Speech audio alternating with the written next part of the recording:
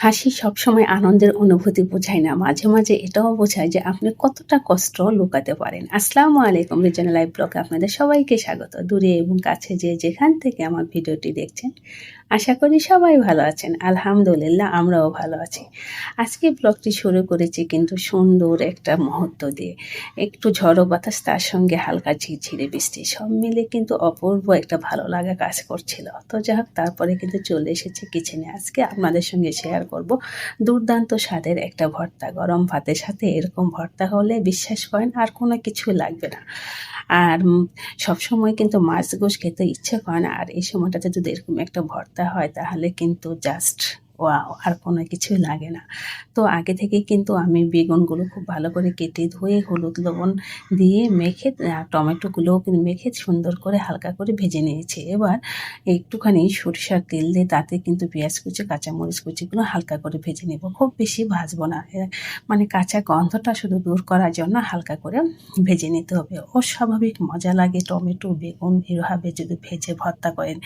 মানে বাড়ির ছোট বড় সবাই কিন্তু অনায়াসে খেয়ে নেবে। কি যে দুর্দান্ত স্বাদের একটা ভর্তা! আসলে এই ভর্তাগুলো মানে পরিবারের সবাই এত বেশি পছন্দ করে, সেই কারণে কিন্তু আমি মানে কয়েকদিন পর পর এই ভর্তাটা বানিয়ে সবাইকে খাওয়াই, নিজেও কিন্তু খেতে ভীষণ ভালো লাগে। আর ধনিয়া পাতা দিলে তো কোনো কথাই নেই, যে কোনো ভর্তার স্বাদই বেড়ে যায়। আর একটু কাঁচা পেঁয়াজও অ্যাড করে দিলাম, এতে করে কিন্তু মানে আরও বেশি একটা ভালো লাগে। আর কেউ যদি কাঁচা পেঁয়াজ খেতে না চায় তারা কিন্তু এটা স্কিপ করতে পারেন। তো যাই হোক, আমার ভিডিওগুলো সবসময় ছোট হয়, তো আপনারা স্কিপ না করে পুরোটা দেখবেন। আর অবশ্যই একটা লাইক দিবেন আর আমার ছোট্ট পরিবারটির পাশে থেকে যাবেন। আমার পরিবারটি কিন্তু আপনাদের ভালোবাসায় আজও পর্যন্ত টিকে আছে।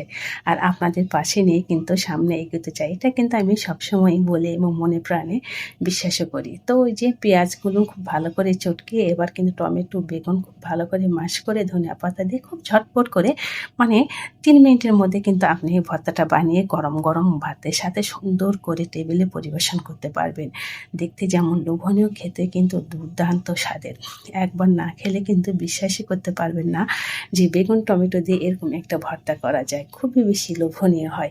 আর ওই যে বললাম, এই ভর্তাটা কিন্তু আমি প্রায় করে থাকি। মানে সপ্তাহে একটা দিন হলেও কিন্তু এই ভর্তাটা আমাকে করতেই হয়।